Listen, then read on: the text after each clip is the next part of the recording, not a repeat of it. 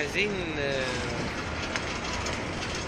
بما ان ربنا سبحانه وتعالى موفقنا السنه دي في العمره مع بعض، احنا عايزين ممكن نقول نفرح النبي صلى الله عليه وسلم بوجودنا لما نعاهد بعض على حاجه نعملها. يعني اكيد كل واحد يدخل هيسلم على النبي صلى الله عليه وسلم، كل واحد مشاعره مختلفه عن الثاني واحساسه مختلف عن الثاني وحبه مختلف عن الثاني، مش هنقدر ننكر ده، ولكن احنا عايزين نقوله. انا اتذكر لما الصحابه كانوا بيدخلوا في الاسلام، منهم سيدنا خالد بن الوليد مثلا، ما كانش رايح لوحده. اليوم اللي اسلم فيه سيدنا خالد اسلم فيه عمرو بن العاص، كان معاهم صحابي كمان. فلما الثلاثه دخلوا على النبي صلى الله عليه وسلم فرح بيهم قوي، ده مش واحد. حتى النبي صلى الله عليه وسلم ساعتها قال: رمتكم قريش بفلذات احبادها. عمرو بن العاص، خالد بن الوليد، انا مش متذكر الصحابي الثالث دلوقتي. ثلاثه تقال قوي قوي. بصوا مين اللي جايين، فتلقاهم النبي صلى الله عليه وسلم بفرح جميله. احنا كمان عايزين، غير ان كل واحد مختلف عن الاخر في مشاعره وكلامه وحبه، ان احنا نفكر ممكن نعاهد النبي صلى الله عليه وسلم زي ما سيدنا سعد كده قال له: قول له احنا على العهد. فاحنا عايزين نعاهد النبي على حاجه صلى الله عليه وسلم ونقولها له: يا رسول الله انا بعدك انا وفلان وفلان، عاهد ربنا يعني فلان وفلان ان شاء الله هنفرحك في الاخره، هنعمل كذا. ايه كذا ده؟ ايه الموضوع يعني؟ ممكن نقول ايه؟ ممكن نعتبرها يعني حاجه كده تشد من ازرنا ان احنا هنا عاهدنا ربنا عز وجل عند النبي صلى الله عليه وسلم على فعل كذا. حاجه كده تخلينا واحنا لما نروح ما نهمتش بسرعه، همتنا ما تموتش مننا. لا يعني حتى ما نكلم بعض في التليفون: ايه اخبار، شايفينها ايه؟ ممكن نتفق على حاجه ونيجي السنه الجايه مثلا لينا تاني نقول احنا عملناها. هل تفتكروا ده ممكن يكون فكره اللي فعل بيها دورنا في مصر ونهضه الامه؟ شايفينها ايه؟ شايفين ايه؟ انا شايف اول حاجه اللي احنا نعاهد بيها نفسينا ونعاهد بيها ربنا ان الواحد على قد ما يقدر يجاهد نفسه. ده الاول، يعني يبتدي بنفسه ويجاهدها، يعني شر مجاهد هو اقصى ما عنده فعلا.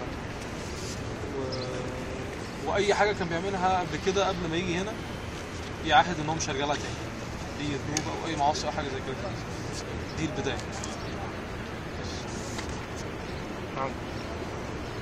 هبدا على كلام جبلي عشان يكون يعني فعال. كل واحد كده بينه وبين الله سبحانه وتعالى والناس السلام يختار زي ذنب واحد، بس ذنب واحد خاص رجاله، وهو ده الذنب ده افضل مركز فيه باذن الله لحد ما اموت مش هيحصل تاني. انا متهيألي لو اقدر طبعا كل الذنوب مره واحده يبقى احسن. الفكره ان احنا فهمتها منك ان هو نعمل حاجه كويسه نفرحه بيها. هو كان بيحب دايما كفاله اليتيم. هل نركز مع الايتام ونرجع له السنه الجايه ونقول احنا عملنا كذا مع الايتام، خدنا خطوه مع الايتام، او اي حاجه ثانيه من مشروع خيري نساعد فيه او اي حاجه. ده الجانب ان احنا بنتوب عن حاجه وكلام رجاله او وعد. هو اول حاجه وعد ربنا الاول وبعد كده وعد الرسول ان احنا ما نرجعش الذنوب دي كلها تاني، وعلى قد ما نقدر نحاول نحافظ على كل الوعود. نفسي اشوفك وهعمل اي حاجه عشان اشوفك. اي حاجه قويه.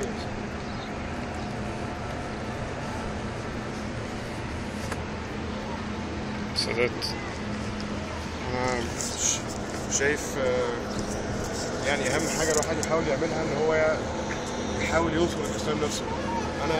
انا كواحد ماشي مسلم بمثل الاسلام، فلو ما عرفتش انا اقومه ربنا هيستبدلني.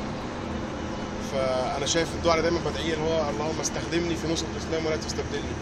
فاحاول ان انا يعني اقوم الاسلام حتى لو انا باقل مجهود بحاول اعمله بمثل ديني. ده انا شايف دي حاجه لازم اعاهد عليها النبي صلى الله عليه وسلم. ممكن كل حاجه هي بما ان شريف قال يعني ان حاجه في بلدنا كمان بالذات، يعني احنا اكتر حاجه كانت مضايقانا قبل ما نسافر كان موضوع ان الناس كلها مكتئبه والناس كلها ما بقاش عندها امل في بكره وما بقاش عندها امل في التطوير ولا في النهضه ولا في الكلام ده كله. ممكن نبقى احنا نتواصل ان احنا كلنا بنبث الامل في الناس كلها وبنبث فيهم روح التفاؤل ان هم يشتغلوا ان هم ينهضوا بالبلد يعني ان شاء الله.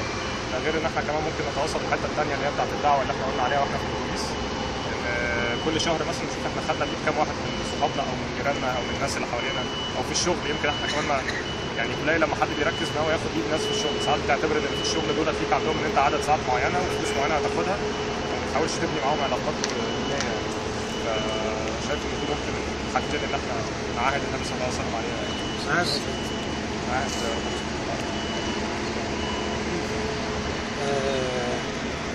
هناخدها من حاجه بسيطه قوي. من اكثر الحاجات اللي فرح النبي صلى الله عليه وسلم لما الواحد مننا يرجع لباب ربنا تاني. النبي صلى الله عليه وسلم علمنا بلغوا عني ولو آية. ربنا علمنا بدل الآية كتير. مش كده وبس، جابنا عملنا عمره. مش كده وبس، جابنا عند النبي صلى الله عليه وسلم.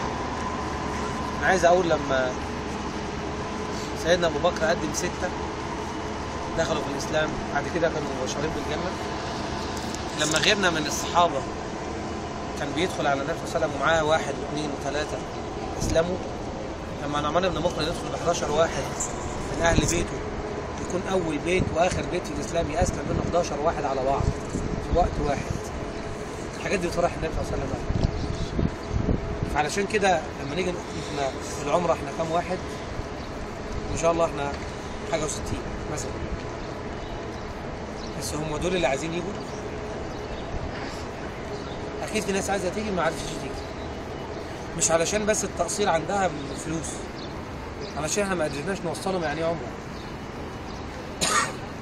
علشان ما قدرناش نوصلهم يعني انا فقير رايح اخبط على باب الملك. يعني ايه انا جاي اقول للنبي صلى الله عليه وسلم السلام عليك يا رسول الله، السلام عليك ايها النبي.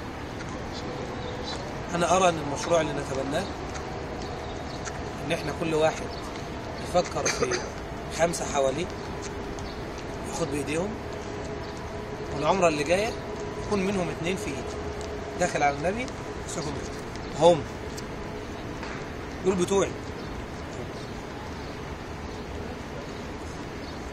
افتكروا اللحظه ان ربنا عز وجل لما اتكلم عن الاخره اتكلم ان احنا كلنا مع بعض لما ترى المؤمنين